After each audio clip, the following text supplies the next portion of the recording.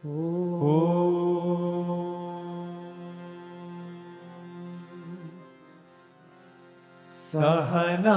Bhavatu Sahano Bhunaktu Sahaviryam Karavavahai Tejasvinavadhitamastu ma vidvishavahai.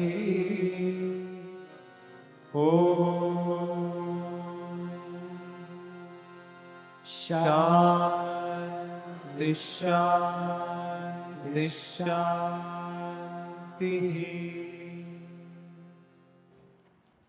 It is said in another Upanishad called Shvetashvatara Upanishad, Yasya deve para bhakti yatha devai tatha gurau tasyete kata hi artha prakashante mahatmanah. Which means the one who has true bhakti, guru bhakti, just as one has bhakti towards the divine, to such a person when this truth is told, it will shine forth in that person's inner being. If this truth is told to just anybody, it won't make any difference to that person because they are not ready for it, they are not prepared, they do not have faith in the words of the Guru or the scriptures, nor they are eligible because they have never worked towards it. So simply telling something to them, it's not going to make any difference to them. But the one who has developed Guru Bhakti, Bhakti means only that is in your mind. There is nothing else that is in your mind. Your mind is completely occupied, engulfed in that one thought. That is bhakti. Ekatanata, it is said. One and only continuous thought is bhakti. It could be anything. Bhakti could be towards music, could be towards your country, could be towards your husband or wife, could be towards the society. All kinds of bhakti are there. Towards father, mother, Pitru Bhakti, Matru Bhakti, Desha Bhakti, Pati Bhakti, and so on. But the bhakti that is towards Guru, Guru Bhakti, is the key to unlock this treasure of knowledge.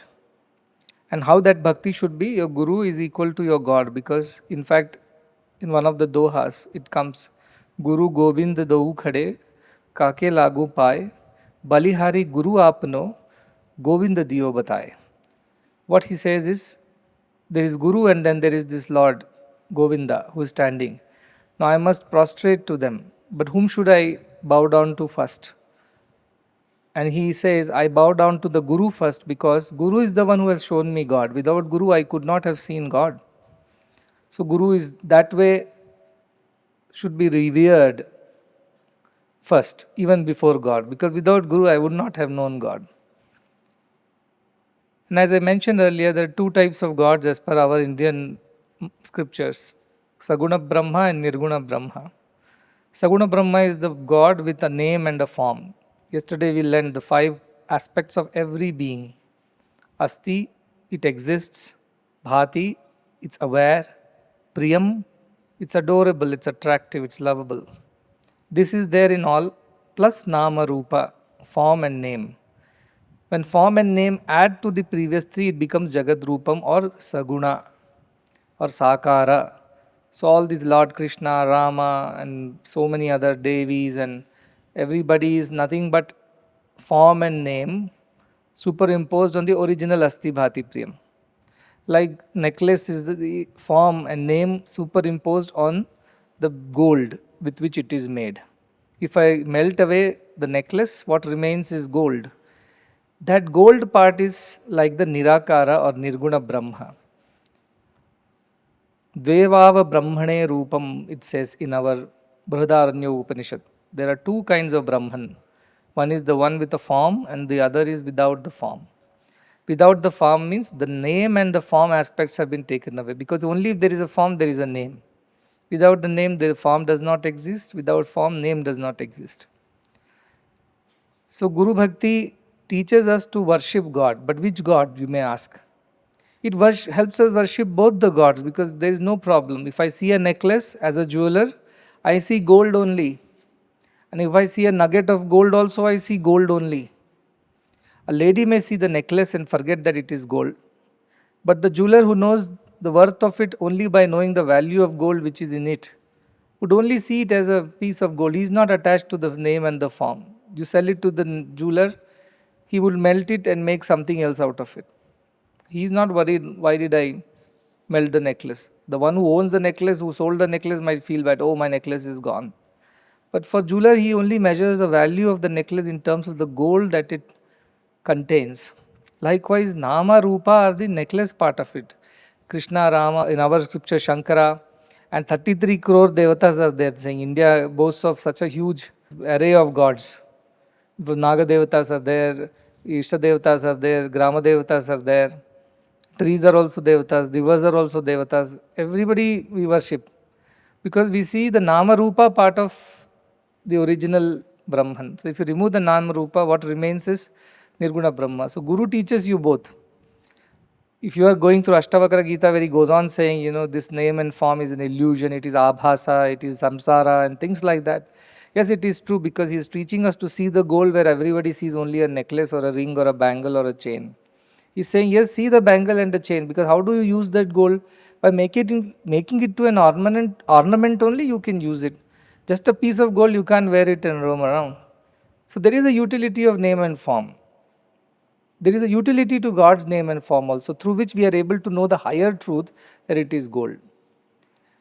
So Saguna Bhakti or Nirguna Bhakti, it's not at conflict in our scriptures. While there are other thoughts and philosophies where only Saguna is worshipped or only Nirguna is worshipped. And they are always at conflict, loggerheads. But our Upanishads or our Shastras do not have that problem. I was reading a story some time back of Paramahamsa Yogananda. When he was young, his name was Mukunda. And he was very interested in spirituality. His parents were also very great devotees of Maharaj.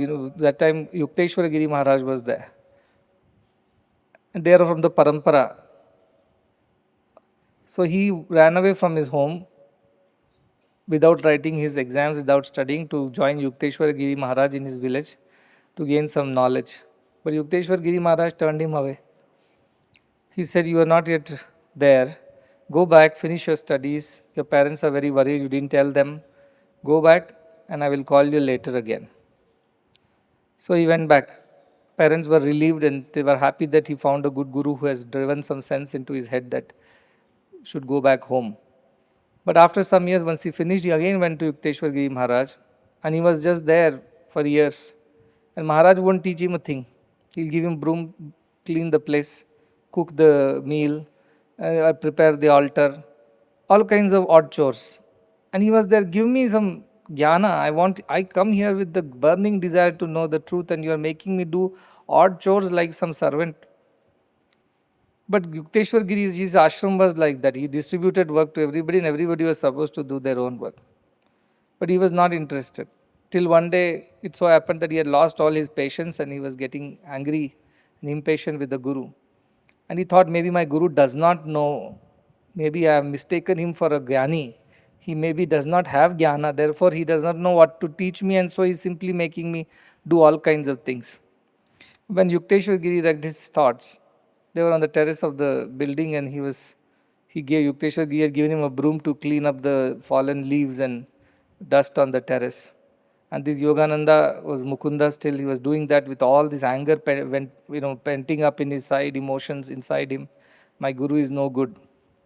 And then Yukteswar Giri Maharaj says, I know what is going through your head. You are not ready for it. But you are doubting the Guru itself.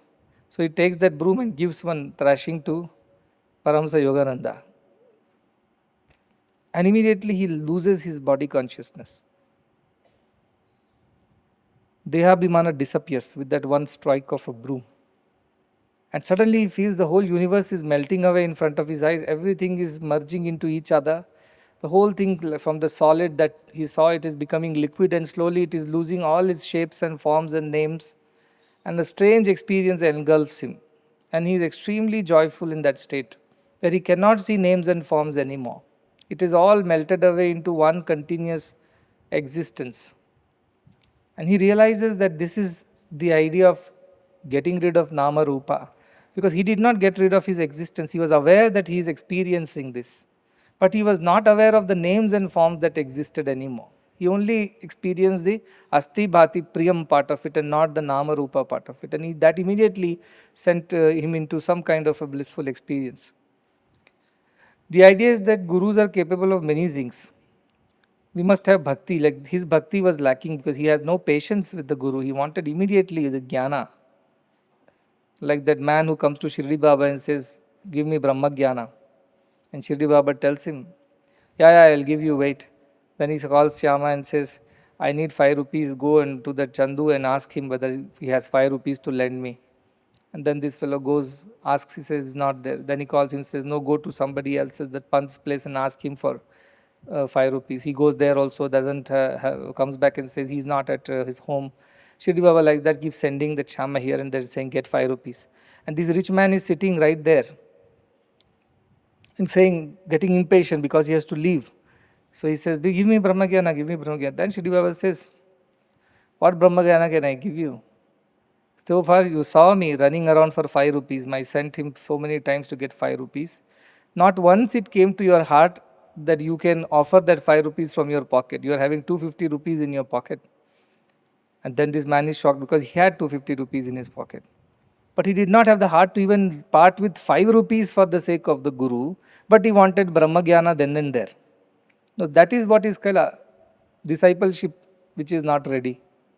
They don't even know what they're asking. They're not ready to give up their attachments, their all the ideas of the world, but they want Brahma Jnana. It's not going to happen. It's like that Yukteswar Giri prepares Paramahamsa Yogananda for certain number and allows him to get rid of his ego and this idea.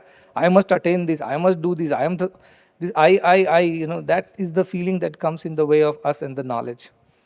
Absolutely surrendered and staying empty is the preparedness. Then Brahma Jnana happens. When we go to sleep, somebody asks you what you are going to do. He says, I am going to sleep. You are only going to sleep. It means you go to your bed, you switch off the lights, you prepare your bed, and then lie down. Then sleep happens to you. Sleep happens to you when you are fully ready in your body and mind. And what is the preparedness in the body and the mind, you tell me, for sleep? Your body is so tired that it cannot move an inch. So it just rests. And mind is free from thoughts. Only then sleep happens. With body moving here and there, shaking and turning and tossing, and mind running around the whole world, do you think you can get sleep?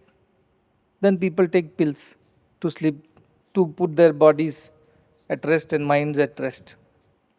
That basically biologically or physiologically dulls you, melatonin, and then sleep happens. That's forced sleep. But truly, how do you sleep? When you get rid of your body and mind, then only you can sleep, isn't it? If your body is active, running around, mind is active, running around, how do you sleep? You cannot. So the preparation for knowledge is, as I mentioned, knowledge will happen to the one who is ready, who is prepared. And the first step in preparation is Guru Bhakti. Absolutely dedicated, devoted, surrender to the Guru is the first step. Before that, nothing happens.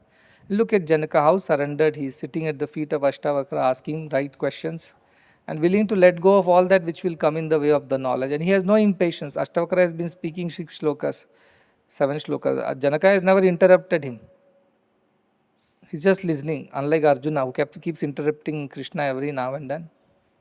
Janaka has all the patience. He's waiting and waiting and waiting.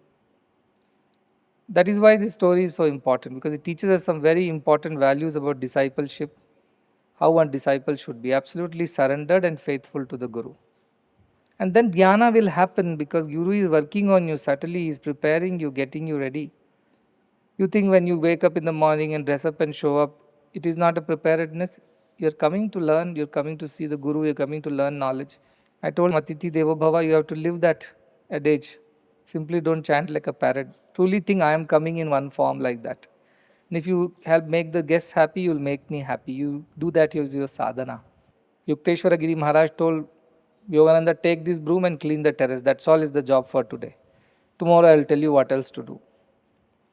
So gurus have their own way. They know how prepared people are, and that's why they give them different kinds of odd chores to get them ready for the knowledge. Like you get ready to sleep, you wash your feet, hand, face, change your clothes, prepare your bed, switch off the lights, and then lie down on the bed and wait for the sleep to happen. So that preparation is what I go on telling. When you're studying in these institutions, working as Sevadal volunteers or employees or staff, all the time be mindful that you must be preparing yourself. These are not just jobs to do. These are methods to prepare yourself for what's coming next. And if you do it with extreme sincerity, whatever your guru says, irrespective of that, then you will definitely attain the wisdom. If you are sincere, Shraddhavan, you will still achieve the truth. God will send you the right guru at the right time because you are so sincere about what you are seeking. That is why Guru Bhakti, I keep on telling all the time. Now we'll go to the shloka number 14. It says, Dehabhimana pashena chiram baddhosi putraka bodhoham jnana khadgena tan nishkritya sukhi bhava. Again, a very beautiful graphical description, analogy. Dehabhimana pashena, this body consciousness, I am the body and nothing more than that, is a pasha, it's a noose. It's a chain around you which has bound you. Since when? Chiram baddhosi. From time immemorial, from the very beginning, ever since you came into existence, not in this body, but the previous bodies and beyond. In every one of them, you were bound by this chain or the noose of body consciousness, deha abhimana, to believe that you are the body. Chiram baddhosi. You have been bound by it since eternity, since the beginning. Putraka, oh dear child. See again, Ashtavakra is telling Janaka, dear child, because in spirituality, Ashtavakra is still a child. He has not learned that he is not the body. He may be the king, but he doesn't know the truth. So he is still a child in his spiritual evolution. So how to get rid of this noose of body consciousness? He says, Bodhoham, knowledge, bodha, the knowledge of the self, that I am that awareness, bodha, I am that self, I am the knowledge, I am the awareness, jnana khadgena, knowing this knowledge is like having a sword in your hand, khadga. And with this knowledge that I am the self, tannishkritya, cut it off. Cut off that noose, cut off that chain, and sukhi bhava, become free and become happy. So it's imagery for those who do not understand directly. The body consciousness is like a trap, it's a noose, it's something which has bound you. To get rid of this noose, the only way is that I am the self, that knowledge is the sword with which you should cut asunder the bonds of body consciousness, and that's how you become free. This is a very important shloka because our main problem is that from time so long we have been habituated to thinking that we are only the body and nothing beyond. And even in this birth when we live, we only identify ourselves with the body or the mind. You are not one but three, Bhagavan would say. The one you think you are, the one other thinks you are, others think you are, and the one you really are. The one you think you are is the body, he used to say. Because if in a photograph, a group photo, if I tell you, where are you? You will straight point towards your picture, which is your body's picture. But others think you are is your mind, he used to say. Of course, they see the body, but really what they see in you, what do they relate to? It's your mind, your behavior, your attitudes, your ideas, your emotions, your thought. That is what others look at you from their point of view. So what others think you are is your mind. But third person is what you really are. That is the self, he used to say. That self is neither the body nor the mind. But this idea of body-mind is so strongly embedded in us. It's there in our subconscious mind, so strong, that it's very difficult to say, I am not the body and the mind. It's very difficult to see the gold. You are only able to see the jewelry. Call it by a name and form. So Nama Rupa is the body consciousness. That is the binding. Once you get rid of the Nama Rupa, there is no binding. You become one and the same as everybody else. And that is the whole confusion Ashtavakra is telling to Janaka. This whole problem with you is you are unable to think of yourself other than this form and name that you have and all the emotions, thoughts that occupy you. This is the bondage. And cut it asunder, because without that you cannot be happy, you cannot be free. And how do I cut it? What is my tool? Jnana, wisdom is the tool, knowledge is the tool, that I am not this. With that you can cut it and be free. Here is this knowledge that Ashtavakra is giving to Janaka so that he can get rid of his body-mind consciousness. In this world, avidya, kama, karma are three principles because of which we are bound, it is said. Avidya is wrong knowledge or ignorance. Kama means desire, which is born out of wrong ideas. And karma, the actions that follow the desire, which are also wrong. Avidya, kama, karma, it is said. They are our binding. They bind us. Avidya, that I am the body. What is desire then? Kama following it. Feed the body, clothe the body, pamper the body, all that. Please the body. It goes on and on.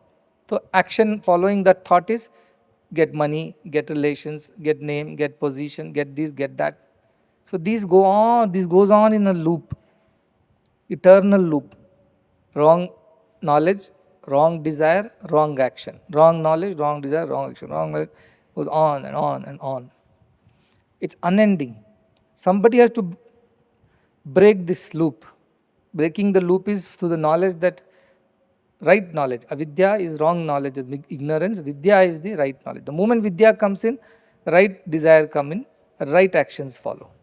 Wrong knowledge, wrong desire, wrong action. Right knowledge, right desire, right actions will follow. So he says, develop that right. Like yesterday we saw the prince of Kashi, who had the wrong knowledge that the girl in the picture is somebody else. It was him in his childhood, portrayed or painted by an artist in that portrait. But he kept on thinking he's going to marry this girl someday. And he's miserable because he can't find her. That is wrong knowledge, leading to wrong desire. Wrong desire is what I want to marry this girl in the portrait, which does not exist. And wrong action, searching for that girl which does not exist. Now right knowledge is what? This girl is not some girl. This is you painted like that long time ago. What is the right desire now? Oh, I don't want to marry this picture because there is none to marry there. And what is the right action after that? I do not want to pursue this idea anymore. So right knowledge is the reason why we do right desires and right actions. And wrong knowledge leads to the other way around. How to get rid of this dehabhiman? Because the wrong knowledge, I am the body is the wrong knowledge.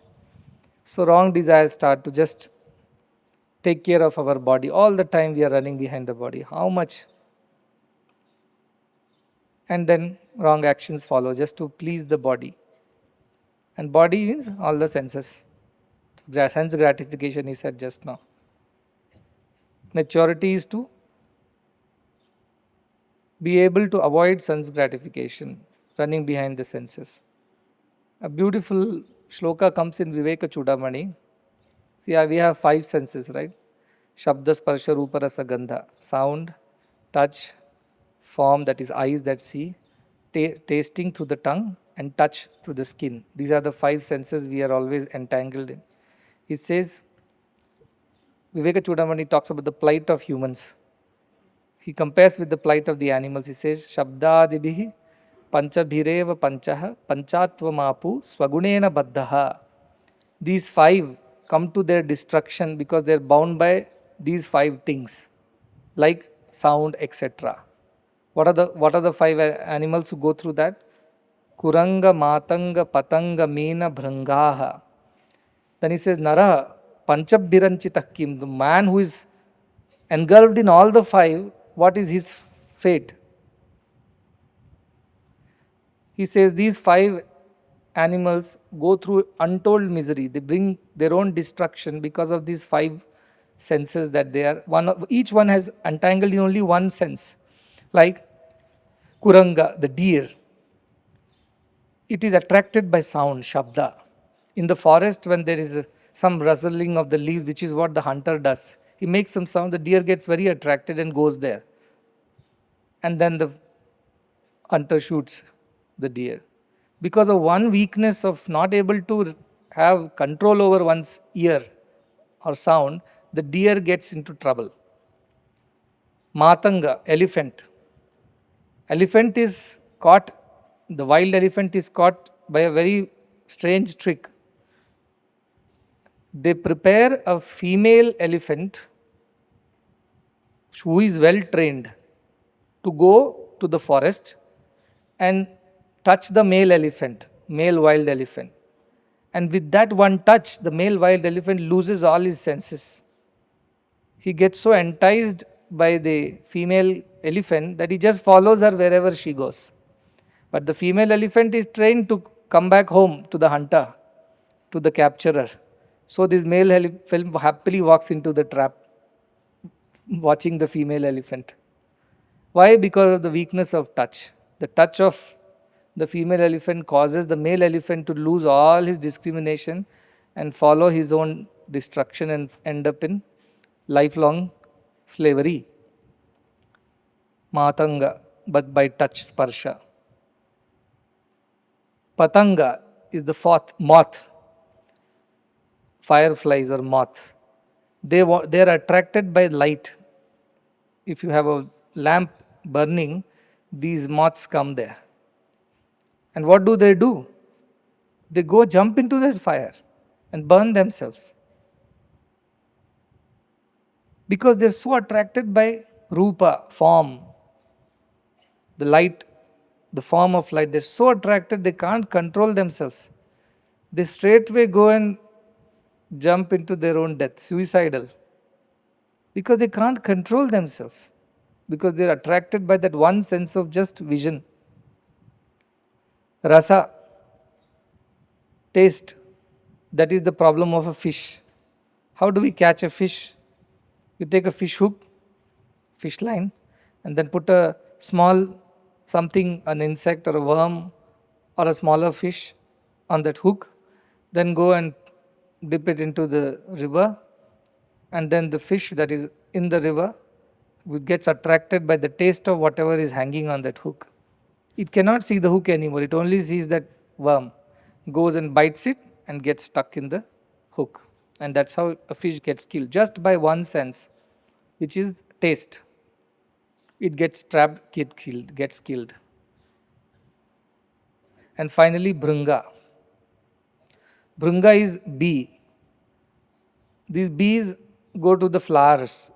They are attracted by the smell, the fragrance, the scent in the flowers. And so they go attracted and go and fall into the flower, and the flower closes and they die.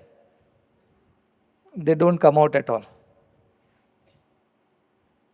Because they're driven by only one sense of smell, which they cannot control. They just go and fall into it and die.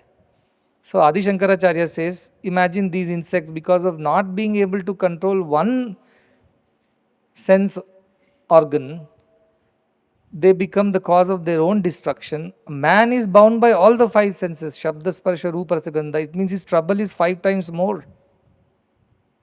They are bound by taste, smell, touch, sound, forms. What is the plight of a man then? Adi Shankaracharya laments. And all these 5 senses are of the body only, body and mind. Nothing beyond that. So if you want to be free and not be bound, then you cannot be engaged in the ways of the body and the mind. Then you will say, oh, should I not eat? Should I not go anywhere? Should I not do everything as long as it's not coming in the way of your spiritual development? That's all I keep saying. Too much eating, yukta ahara viharasya yukta cheshtasya karmasu. Everything in moderation, with care, under dharma, the righteousness. That is the only way. If you do it any other way, you will end up in one trouble or the other. So this is the idea of dehabhimana pashena. You are bound by your body and the senses. And if you are continuing to engage with them, then you are in trouble. You are actually binding yourself more and more. You are not releasing yourself. And don't waste time. See, the other way is not by not, you open yourself, one by one, and then you can free yourself. Ashtavakra says, no, that is too long. That takes too much time. Just get jnana that you are not the body and cut off all the knots, one shot. Don't wait for unentangling yourself slowly. No, just take the knife, cut it off, get rid of it now and here. and Sukhi Bhava and become happy. Become happy. The deer thinks that it is going to be happy if it follows the sound, or the elephant thinks it's going to be happy following the other elephant, or the fish thinks it's going to be happy eating that worm. But they are not going to be happy because these are all temporary happiness. Like that, the body and mind will give you some temporary pleasures, driven by which we go on chasing it till we end up in our grave. But to avoid that, what is the thing? Don't engage, it says. But very difficult. How can I not engage? I am tempted, I am attracted, I am helpless. What do I do then? Arjuna also tells Krishna, as if under some force, great force, that I am forced to follow all these body and mind, kama, krodha and other things. Anichannapi varshneya baladiva niyojitaha, he says. I am not interested, I do not want, anichan, I am not interested, but yet as if I have been forced into it, I feel so helpless in front of my mind and senses, Arjuna says. And Krishna says, of course, Arjuna, that is how it is. Kama yesha, krodha yesha, rajoguna samudbhava. Rajoguna is like that, very powerful. It comes at great speed. Mahashana, mahapapma. It's insatiable. The hunger of desire is insatiable. Mahapapma, and also causes you to commit sins. Viddha etad vairinam. Therefore, know this is your enemy. That worm in the hook is not a food, it is your enemy. If you eat that, you fish, you are going to get caught. That female elephant who is being so nice to you is not a friend, it is an enemy, it is going to get you captured. Likewise, know that these kama, krodha, lobha, moha, mada, matsara, the arishat vargas are not your friends. This body is not your friend. The temptations of the body is not your friend. It is your enemy, it is going to get you into trouble. Know that, discriminate, Krishna tells to Arjuna. Likewise, Ashtavakra is saying, Deha bhimana pasha, your body looks very beautiful and nice to have, but it's a trap, it's a noose, it's a bondage. You may not feel it now, but you will know it eventually.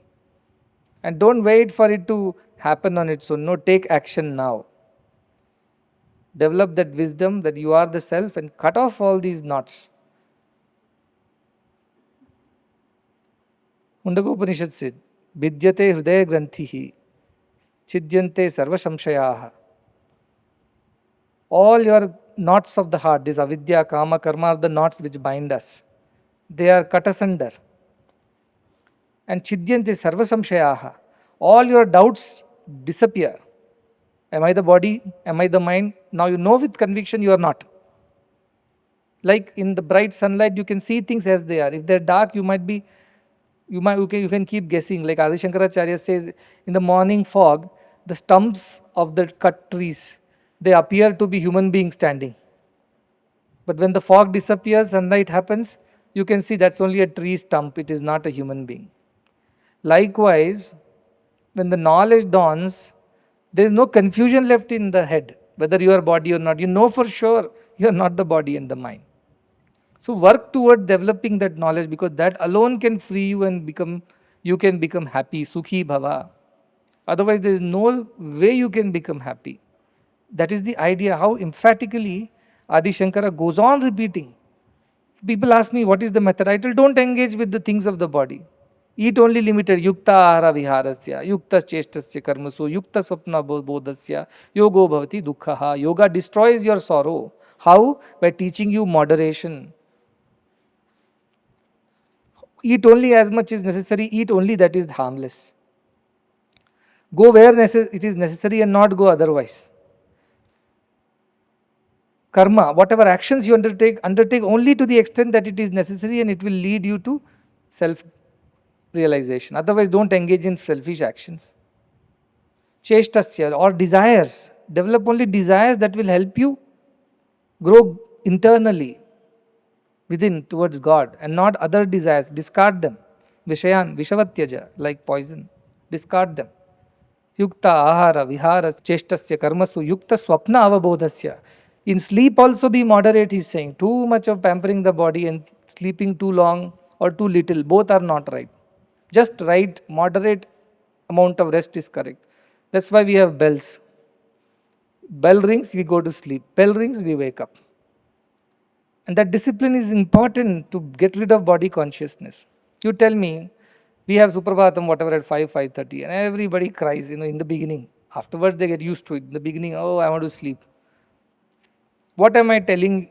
By putting that Suprabhatam at 5 o'clock or waking you up at 4:45, what am I trying to do? What are we trying to achieve? We are trying to help you develop some control over your body and mind. Because sleep is a tamasic quality. Everybody wants to sleep longer. Because it's laziness, it's natural, it's like gravity, it pulls us down.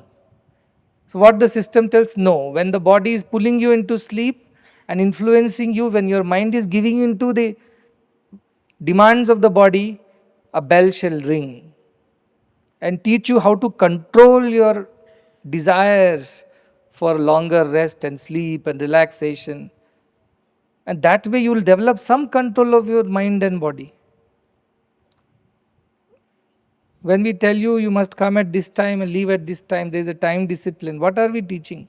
We are teaching you to train your mind to follow certain disciplines. And only when you do that can you really be able to handle higher problems in life. So why all this discipline? Why all these heavy schedules? Why all these rigorous activities that I put you on? From the smallest child to the oldest, this helps you to overcome the demands of your body and the vagaries of your mind. To some extent, you start developing some self-control to overcome the demands of your senses. Why I do not allow phones? Everybody is crying. Because I know phones are simply going to distract you. Another noose around your neck. That's all it is. Why? Dhayato nishayan punsaha sangasteshu pachayate. Once you keep thinking about something, you develop attachment to it. So the solution is, don't look at anything twice. I tell everybody. If something is attracting you, don't look at it twice. Just walk away from there. Because if you start observing it, you will get sucked into it without your knowledge. You're walking through the shop. A lot of people do window shopping, isn't it? First day they walk through the lane, they see some nice dress or some nice gadget. That thought goes inside the head. But first day you walk away saying, no, this is unnecessary expense, I don't need. Next day again you walk through the same street, again your eyes fall on that. You think these marketing people are fools. They know Bhagavad Gita, they know Ashtavakra Gita very well. They know how people get trapped. So they put that dress, that nice jewelry, that nice gadget right on the window of this shop. So even by chance you look at it, there is an attraction, and then now they have made it even worse, because earlier you did not have payment methods and things like that. You will say, I have to go get a check or I have to go get cash from the ATM or something. Today, just click PayPal. And not just that, if you don't have money, then there are apps that can lend you money. Instant gratification, then and there. What are they trying? They're just binding you more and more into your body, mind. That is why Ashtavakra says, Deha abhimana pashena chirambaddosi putraka. You've been bound by this idea of body and mind for eternity, friends, since the beginning. Get rid of it now. Take this knife of wisdom that you are not this and cut off all these knots and be free. Why should you live like a prisoner, a slave to your senses? Be free. Be free. All the time Ashtavakra keeps saying, be free, because only in freedom there is happiness. So that is the idea of Ashtavakra. How beautiful. And as I said, I am always in awe of our scriptures, because they were the solution to the problems of mankind 1,000 years before. They are the solutions to all the problems today, and they will be the solutions to the problems of mankind for all time to come. Because they are eternal, they are truth. Truth never changes. Untruth is a shapeshifter. Truth remains the same. So that is the idea of how one should get rid of the body and sense gratification and vagaries of the mind by developing vidya, knowledge of the self. And that happens in the presence of a guru, when the shishya is absolutely surrendered. Otherwise, this won't happen. I'll take the next sloka, which is 1.15. It says, Nisango nishkriyosi tvam svaprakasho niranjanaha ayameva hi te bandha sabadhim anutishtasi. Another very beautiful idea he brings in here. Nisango, you are ever unattached. That we have already read so many times. Like the space, we are unattached. Like the electricity, we are unattached. Nisango, we are completely unattached at all times as the self. As body and mind, we are bound. But we, as self, we are free. Nishkriyosi, we are not doing any actions. Actions are being done. Body and mind are engaged, driven by their gunas, samskaras of the past. But we are not performing those actions. In the sense, as a self, we are not performing. Like the electricity is not performing the action of bringing light or breeze or heat or cold to us. It's the gadgets that are doing their job. So, body and mind engage in action.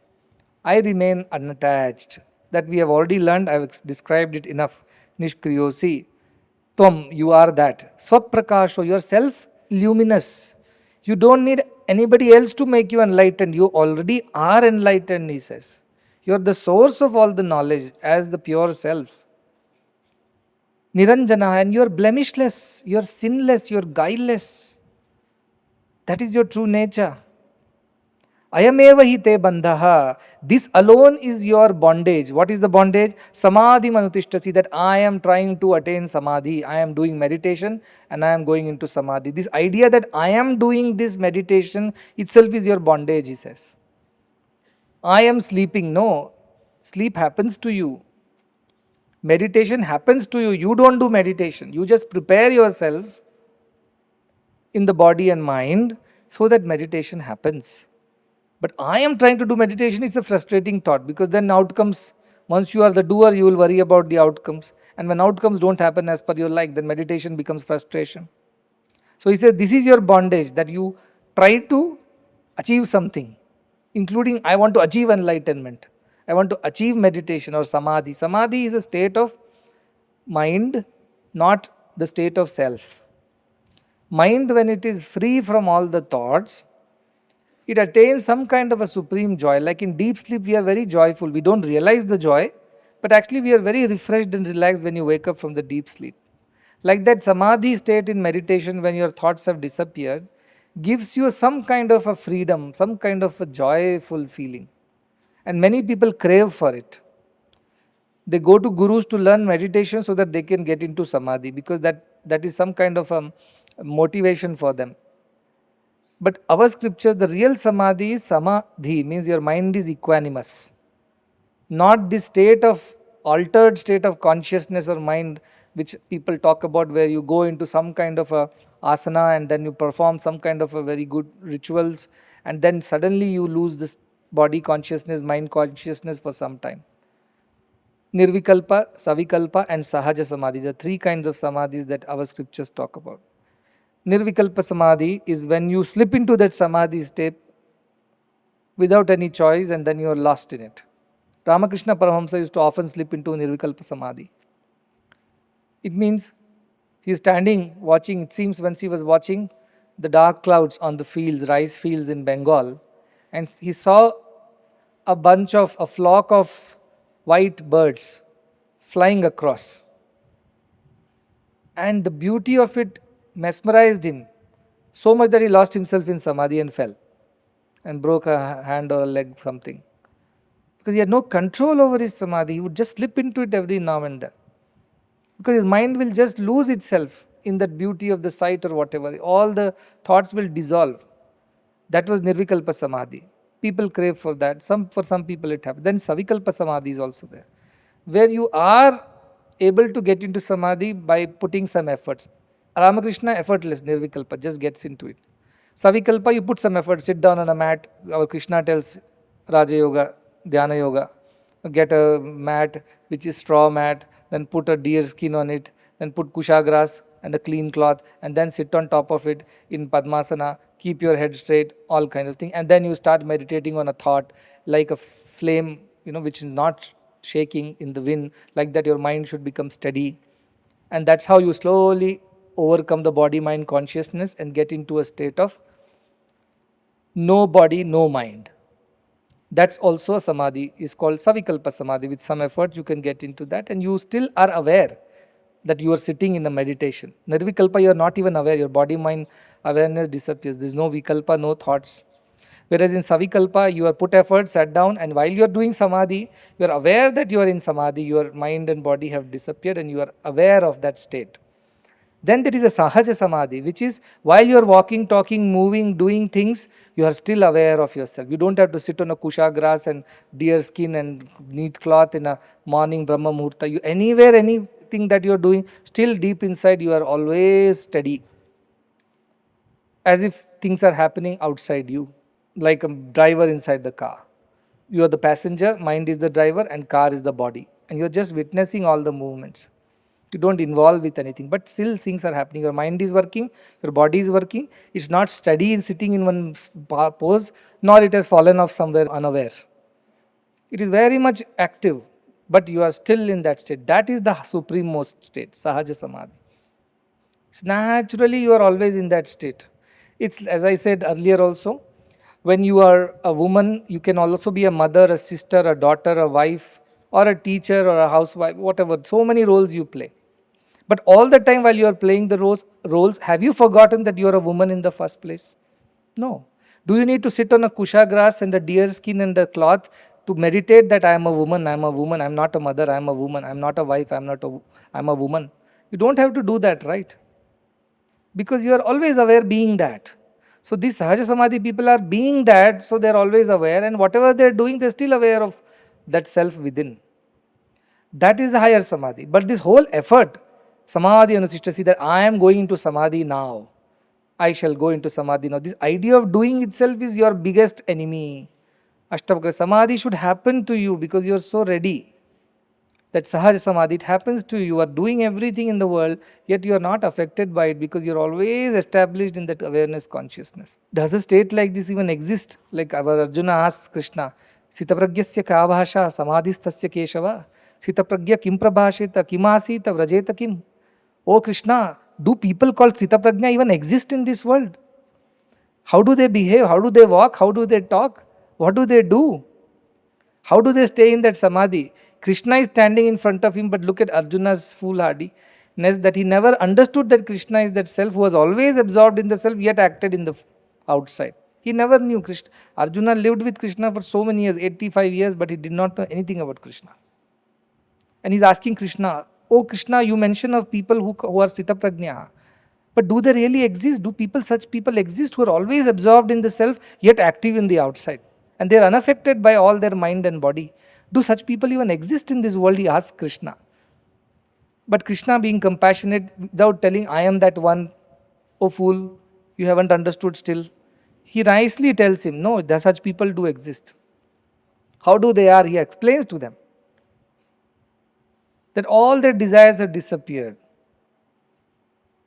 All their ideas of I and mine have disappeared. They are free from fear, anger, and all such negative emotions.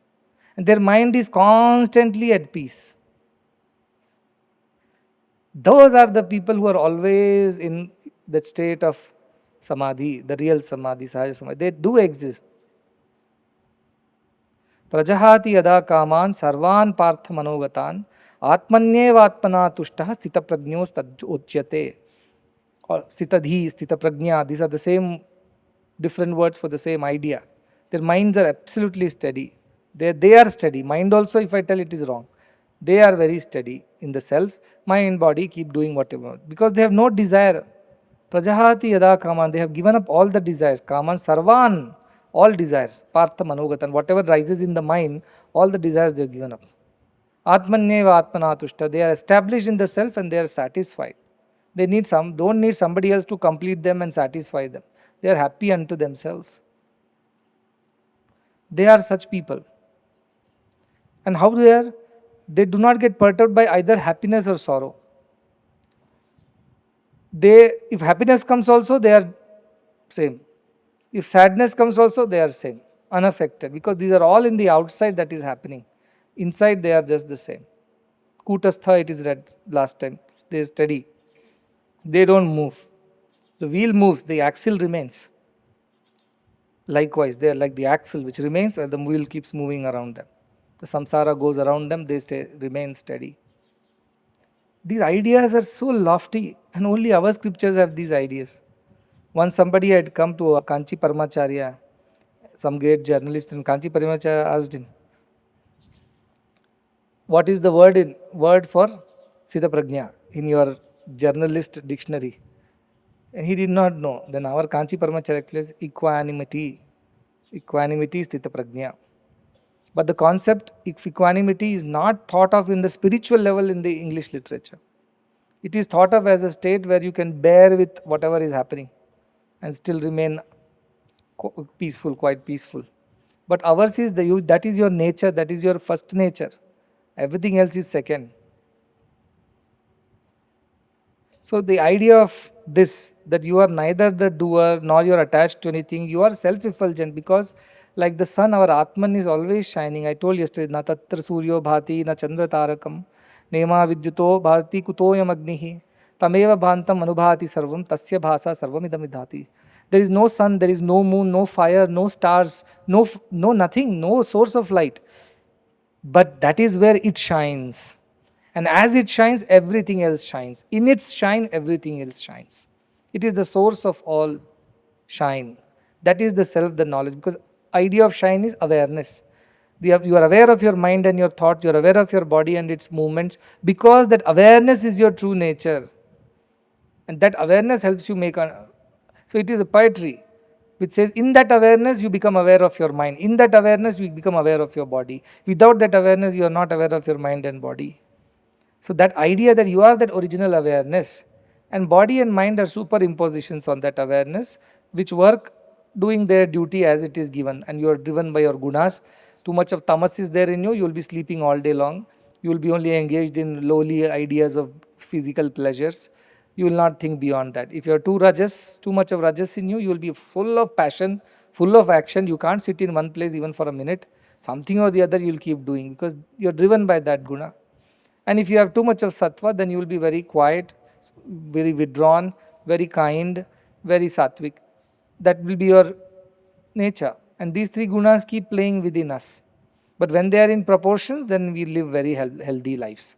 We sleep enough, we work enough, and we meditate enough. But if we don't have this in proportion, then we do it all upside down. That's what is happening in most of the people in the world. They don't sleep in the night, they sleep at 2 a.m., 3 a.m. That's why I said this kind of thing will ruin your body. And today scientific reports are coming out how this bad lifestyle is causing so many lifestyle diseases. Why is it happening? Because you're not following the patterns that nature demands. You are going against the very nature. That what we call a circadian rhythm. Wake up with birds, sleep with birds. That is the best way. Follow the sun's path. When sun is bright, your digestion is good, eat more. When sun is low, that is during sunrise and sunset, eat less. When sun is not there, sleep, because you can't eat, you can't digest. Kathopanishad says that fire and this fire is one and the same. That heat of the sun only is the heat in the stomach, they say. It means our biology is connected to all the geography or whatever the universal movements, the rhythm. All our health is spent in making money, earning money. And then the second half of our life, all the money is spent to earn health back. That's what is happening in the world today. Instead, follow a simple, nice life of sattvic food, sattvic thoughts, sattvic actions. It will take you towards your goal. So body consciousness, the more you feed it like a fire, the more fuel you put in it, the more it burns. The only way to stop the fire from further burning is stop adding fuel to it. The more you give to your body, the more you please your mind, the more you succumb to the temptations of the senses, the more it grabs you. You think, oh, you have fulfilled the desire, now desire is done, you have overcome it. Shankaracharya says, no, angam galitam palitam mundam dashana vihinam jatam tundam vruddho yati gruhitva dandam tadapina munchate asha pindam. Bhaja Govindam, he says, that's why. Because angam galitam, body is becoming old. All the organs are melting away in old age. Palitam mundam, head is bereft of all the hair because everything has fallen away. Dashana vihinam jatam tundam, mouth has become empty, all the teeth have fallen away. Vruddho yati grihitva dandam, the old man walks with a stick, bent below, shaking and shivering. Tadapina munchate asha pindam, still his desires are not done. The asha pinda, that noose of desires, deha abhimana pashena, chiram baddhosi putraka. That desire is so strong, it is never done. The only other way is just don't fulfill those desires, walk away from them. Now you will say, but it is so difficult. Once in a while we'll keep falling. Yes, once in a while we keep falling. When we started learning how to ride a bicycle, we did not fall. When we started walking as kids, we did not fall. We did. So once in a while you will fall, that is okay. As long as it is not intentional, it is fine with me. Once in a while falls will happen. I am not going to give you some high standard saying never you should fall on this path. Then I will be unrealistic. The realistic thing is, yes, sometimes you will fall. But like Ramakrishna says, watch it as a passing cloud. Don't pay too much of attention to the desires. And once in a while you succumb to the temptations of the desires, you enjoy it, okay. Now don't brood over it. Let the bygones be bygones. It's over. Let it be done. Don't sit and think about it anymore. Don't live in the past anymore. That is what Ramakrishna Paramahansa used to say. Don't give it attention more than it deserves. And then you can easily move on to the next thing. Otherwise we are stuck there thinking about it. My own example I'll give you. Adi Shankaracharya was walking and there was a man who was pulling or dragging his cow with a rope. And he told his disciples, who is bound to whom? Is the cow is bound to the man or man is bound to the cow? So Shishya said, the cow is bound to the man. Cow is dependent on the man, so it is coming. Then Adi Shankaracharya cut off the rope. The cow ran away and the man was running behind the cow. Who is bound to whom? We are bound to the body or body is bound to us? Our desire is the rope which makes us bind to the body. There is no desire, body is not going to trouble you with temptations. Mind is not going to trouble you with temptations. If you have overcome desires, it will not trouble you at all. So many great ones use their mind and body to achieve such great things. All the greatness in the world has been achieved by body, mind only. Of course through Atman, but instrumentation of body and mind. Because their body and mind are elevated to another level. They use their faculty of buddhi or their abilities, their skills to do such great things in the world. They are also human beings only. How did they achieve that? Because they are not bound to the body and mind anymore. They use body and mind as their instruments and then keep it aside when they don't want it. That ability is spirituality, which is what Ashtavakra is teaching Janaka. Use your body, mind, but do not become a slave to them. Do not become bound by them. Swayam tirna bhima bhamar navam janan hetu nanyan apitarayantaha. Having crossed over themselves, they have to come back like a boatman to take others, ferry them across. If the boatman goes to the other side, says, I am satisfied in the self and I do not want to. So compassion of gurus and teachers and mahatmas and avatars is this. They bind themselves in the body on purpose so that they can help others free themselves. That is the idea. They trade their freedom for others' freedom so that others also can enjoy this freedom of self. That is the idea. You contemplate on whatever I have said so far, because without that nothing will go inside. The more you think about it, the more you analyze, the more you contemplate on it, the more it becomes a part of you. Yad bhavam tad bhavati. What you think, that is what you become.